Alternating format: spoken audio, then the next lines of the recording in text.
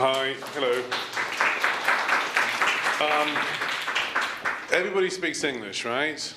Now I'm going to sound really funny because I've got a cold. So I sound funny anyhow. I'm going to sound even worse now. But if I bore you, just go like that, and I'll know to sing a song or something, okay? I'm going to be really uncool and use a PowerPoint presentation. It's a blank screen. What button do I press? Hold on just a moment. You just press space. Oh yes, look, that's me. Now, where do you think I'm from? With a name like that, where do you think I grew up? India. Any other choices? Iran. Iran sounds like a good one. I like Afghanistan. It's like a really cool place to grow up. Go on, wait. Wow. Maybe I've got an oil-rich sheikh uncle somewhere. And nice one. Tell us about. Go on. From your accent, I would say Great Britain. Yeah, I grew up in Great Britain, which is a great place to grow up, but not if you got a name like this. You know, simple little thing. I mean, your whole conference is about diversity and what have you. If you ever move to Great Britain, you have a child, please don't call it Saeed Shajjad Rizvi. Call it Bill, Bob, Jack, Jill. Blend. Or if you grew up in France, Pierre or Jacques, or what's a good French name, Sai? Emile. Ah, there you go. So that's me. But look, for the sake of simplicity, you can call me John. Okay, I set up this organization called The Little People. Who's heard of The Little People?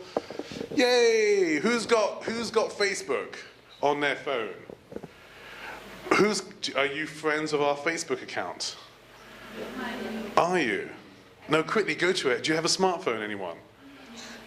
Go to the Facebook account and click like, and you'll see what we do. Oops, you won't see that way. So, like my friend Mihai said, we work with children who have cancer. Okay? Now, we're a little organization, which means we don't have a very big back-end office admin staff. Most of our people work in the hospitals. And we started Inclusion Polka a long, long time ago when some of you guys weren't even conceived. I hope I'm not being insulting when I say that. It just means you're very young and I'm very old. And we started to expand outside of Cluj 6 years ago. And now we cover pretty much every single hospital in the country where young people or children are being treated for cancer. And we also work in the Republic of Moldova. Do you know where that is? Duh. And the capital city is? I didn't know that. That's how stupid I am. I had to find that out when I was there. Okay, so some interesting stuff about Little People. Sorry to bore you. So we're completely financed from Romania. So all our money comes from individuals like you who donate to our cause. Our Temerari community, which is our teenage community, is considered one of the best in in Europe, if not the globe. Yes, we're accredited by the doctors. They're very boring type of people, but they're very important. And our use of images, we don't do the poor me. Do you guys ever give money to NGOs? Do you? Who donates to charity on a regular basis? Is that all? None of you guys ever donate money to a charity. Have you ever raised money for a charity? Yes? Okay, good, good, good. Why do you do it? Is it because, have you ever seen on TV these images of very poor children and they tell you to text a number and give €2? Have you ever done that? No, nor have I actually. Because I always question, why are they using images of children in a very, very poor situation? That child would grow up, maybe see that commercial, and maybe would not want to remember what that situation was like for them. So our organization, we have a policy never to show a child's face, and definitely never show a child in a desperate or miserable situation. And we work in hospital sections, and that can be quite miserable. Okay, in 2012, Little People gave away €400,000. It's not bad for a small organization, and all that money came from Romania. Most of it went to Cluj-Napoca's hospitals. We don't get any grants, like we don't go for these EU stuff, and you know, We just beg all the time. Normally me. I look like a beggar too, you know. We don't borrow, we don't steal. I have thought of stealing, but I don't think I'd be a very good thief. I'll be caught straight away. I look like the culprit. So, question. Why do adults get cancer? Do you know? Like, I'm fat, I'm old, I'm ugly. I drink too much whiskey. I love pun liquor. I mean, who doesn't love pun liquor? Come on. And yes, I know I smoke, but just don't tell my wife because she will kill me. Cigars, only cigars. Not cigarettes, but cigars. Now, lifestyle choices have a direct effect on whether I will develop cancer or not. Correct? Would you say that's fair? There's lots of science to back that up. No? Any other reasons? Sorry? Yes, genetical. But there is one way of hope for me. There's one thing on that list that will not give me cancer. Can you identify it? What? Ugly. Yes. I'm so happy to be ugly. Yes. So that was a joke. Obviously no one's laughing. It's a bad joke. But anyhow. So why do children get cancer? Go on, smart man. Genetics, radiation maybe. Genetics, radiation. Any other reasons? Polluted places? Unhealthy food? Anything else? Go on. Stress, yes. Where's that little baby that was here? She looked really stressed out, right? Any other reasons? You're a teenager, aren't you? Yeah. You're doing exams, right? Yeah, now I agree. Yeah, I can see why. Any other reasons why do you think kids get cancer? Well, the answer is nobody knows. Science can back up why people like me will get cancer. But for kids, nobody knows. Genetics, pollution, those are all hearsays. They're not proven facts. Now the thing is, thankfully, very few children do get cancer. Do you know what the European statistic is for adults getting cancer? Does anyone know? Do you want to give a guess? How many adults will get cancer within the European Union, say, in their lifetime? Do you know how many adults would? 25%? Yeah, it's 1 in 3 actually. So it's like 33%. So 33% of all adults in the European Union will have cancer at some. Doesn't mean they're going to die of cancer, but they will be treated for cancer. Do you know what that statistic is for kids? Maybe 1 or 3%. It's a lot less, thankfully. For example, in Romania, 400 children are diagnosed a year with cancer. That's very small, thank God. But it's not very small if you're one of those 400. You know what I mean? Now, cancer is a difficult disease, and when you're a young child and your mummy says you've got to go to hospital, you think, I'll go to hospital, I'll meet a nurse, I'll meet a doctor, I'll take some medicine, I'll get better, and I'll leave. But the medication that treats cancer actually makes you feel worse. So it's a very difficult situation for a young child to be in. So our job at Little People is to make the hospital a fun place. So believe it or not, that's what we do. The hospital experience becomes an adventure. And that's how we work with children in the hospital. So that's Little People. Any questions? Because I'm going to move on to a new topic. Go on, you had your hand up. You were like, you almost bought the cow. No? No, no, no, no. Who likes to volunteer? Yes! If I was to ask you to commit to 1 hour minimum every week for the next 6 months, would you be able to do that? For sure. Such good people, young people, I should say. Do you like to learn? We have their names. Serious? Yes. Do you like to learn? What do you like learning? A new language? A musical instrument? Drums, guitar? My daughter's learning the drums. It's hell in the house. But she's good. Do you like to dance? And maybe you can learn how to cook chorba. Who can cook chorba? A soup. I mean, seriously. I know people who can't do it. I can't do it. Can you cook a soup? Put your hand up if you can. Well, if, maybe you can learn. if you can't. Do you like to keep fit? Don't look at me, I'm a very bad example.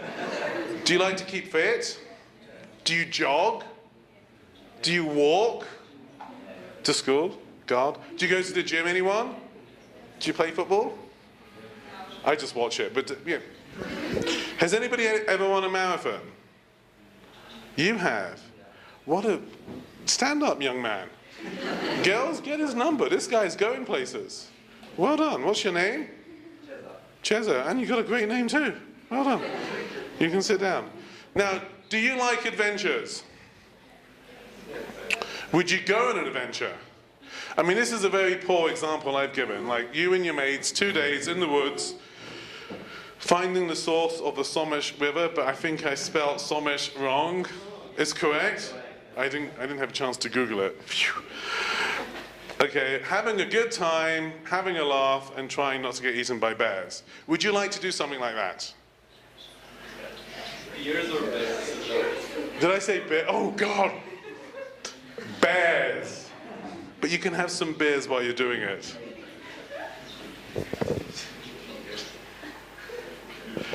So you like to volunteer, you like to learn, you like to exercise, and you're adventurous. Have you ever considered being accredited for all of this? You're young, you're doing stuff outside of school. Would you ever consider getting a certificate for all your labors of love? Would you consider that? If there was one available, would you apply for it? Would you? For drinking beer and being chased by bears? Really? Well, you know, guess what? You can. Believe it or not, there's a program in place. I'm in charge of the program as of 2 weeks ago. And it's called the Duke of Edinburgh Award. Who knows who the Duke of Edinburgh Award is? Or who the Duke of Edinburgh is? Does anybody know who the Duke of Edinburgh is? Do you know the Queen of England? She's got a husband. It's called Her Majesty's hubby. He's called Prince Philip, and he's the Duke of Edinburgh. He's an old man, says funny things, but he's a nice old man. And he has championed a youth development program over the past 50 years. It's present in most countries, and it's coming to Romania this year. In fact, in June, it's going to be launched. And basically, what it does, it accredits you for all the stuff you do outside of school. Now, I made light of those activities, volunteering, going on an adventurous journey, but those activities are fun. The fact of the matter is, when you want to get on in life, or you want to pick a university, or you want to be selected for a university or a job, employers or university selectors are looking to see what you have done outside of your academic realm. And I know in the UK, the US, Canada, and Australia, the chief filter at the moment is the Duke of Edinburgh Award. If you have one of the awards, you will get to the next pile. Can't say you're going to get selected, but it is one of the biggest filters there is.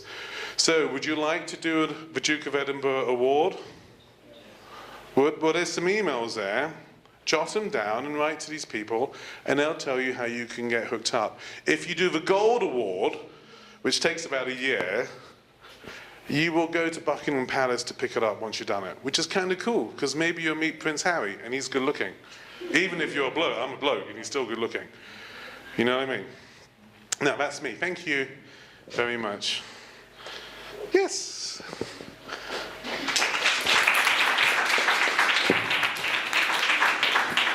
Any questions? Go on, please ask a question, because I was like, I said something that was useful. Any questions?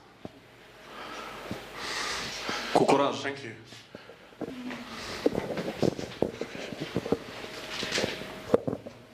I was actually wondering how can we volunteer for small children? What can we do to do that? Well, it depends. If you want to volunteer with little people, we have a very selective procedure for volunteers. People can apply to volunteer, but they're interviewed and they're selected, which also means they're not selected. It's only because of the environment that we work in. We work with young children, so you're going to have a clean police record. You have to be checked. because you're going to be in a situation with young children. So you have to make sure you tick all the boxes. And also you've got to make sure you're not going to end up in a hospital section crying your eyes out every 5 minutes. It's not how a hospital is, by the way. Children are children. There's also, I'm sure you can volunteer for. Just at Little People, we do have some conditions. But I can give you my email if you're interested. What kind of activities the volunteers are making? Oh, she needs your microphone. No, I need a microphone because I'm going to answer it, right? Okay, the activities are structured in such a way to where they follow a pattern, but it's lots and lots of fun. Okay, so it can be as diverse as doing a creative activity or talking about the football game the night before when Sheffield lost. Sometimes when there's teenagers and they like to talk about football, that, believe it or not, is a very constructive activity for a young person who's being treated for cancer. Because again, it builds friendships, it builds hope, it builds trust. So it really depends on the situation. And why you don't apply for grants from Europe? Because we believe they're hit and miss, and we believe they're untransparent. Most of those people who grant the money never come to see what you do. They really don't care. They tick a box. Whereas when you get money from an individual, you have to be accountable. You give me 100 RON, and if I'm driving a Mercedes-Benz, actually I drive a Mercedes-Benz, shit. No, if you give me 100 RON, but it's an old Mercedes-Benz, it's a really bad one, it's an ugly one, it's a very bad one, I'm accountable to you how I spend it, because you can see it. So we decided not to go for European grants, purely because we feel they're a waste of time, they're a waste of money, and they're just untransparent. Now that goes against what all of you guys feel, because you said, no, it's the easiest way of getting money. Yes, but it's not a very effective way of getting money, because you only have to answer to a piece of paper, not an individual. Do you understand? Yeah, but for you it's more important to be responsible and transparent for the people that you want to help, not for the people who get you the money. Both. You have to be both. You have to play both. You have to play both. You have to be good to the people you serve, but you also have to be honest with the money that you receive as well to the people who give it. So you have to play both cards very well. It's good? Yeah. Am I a good boy? Will you give us 100 RON? Please? Not convinced. Any other questions? Go on. Well, I don't know how to ask this, but Oh God.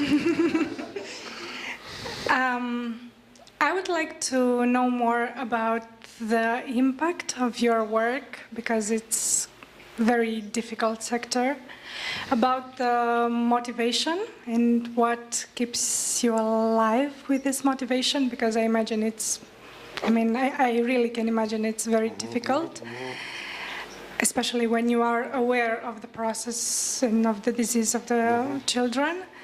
And how do you motivate the volunteers that work with you? Well, how many of you guys have younger brothers or sisters? You all do, right? And they're sweet, they're cute. No? They're not? Well, normally they are. Maybe not in every instance. That's the motivating factor, because when you already have an affinity towards young people or children or your parent, that's what keeps you going, or motivated to make sure you're able to provide the best service. Again, we provide training, we provide workshops, we provide team-building activities for our staff and volunteers. We provide a lot of oversight, so that also helps as well.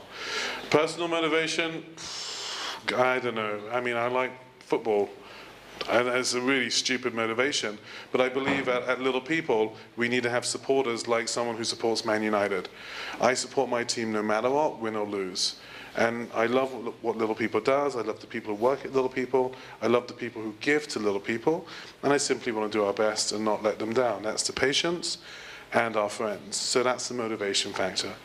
And what was the other point? Sorry? About the impact of your work. Well, it was always difficult to quantify impact when there's no figures involved. Now we work in 9 hospitals every day in 2 countries. We can actually quantify our impact. I mean, the easiest one is the reactions from the patients, but the best is when it comes from the doctors. But the reason why we spread all over the country is because the doctors begged us to set up services because they saw a direct behavioral change in young patients. Only because of our programs. And they know, and like I explained, a young patient, if they understand why they're in the hospital, will comply to treatment and will get better as a result. So that's the impact. Congratulations and thank you for doing this. Thanks. No. Gata? Yes. Nu mai sunt întrebări? Mulțumim, Shajjad. Thank you very much. Thank you. Și multă baftă în continuare.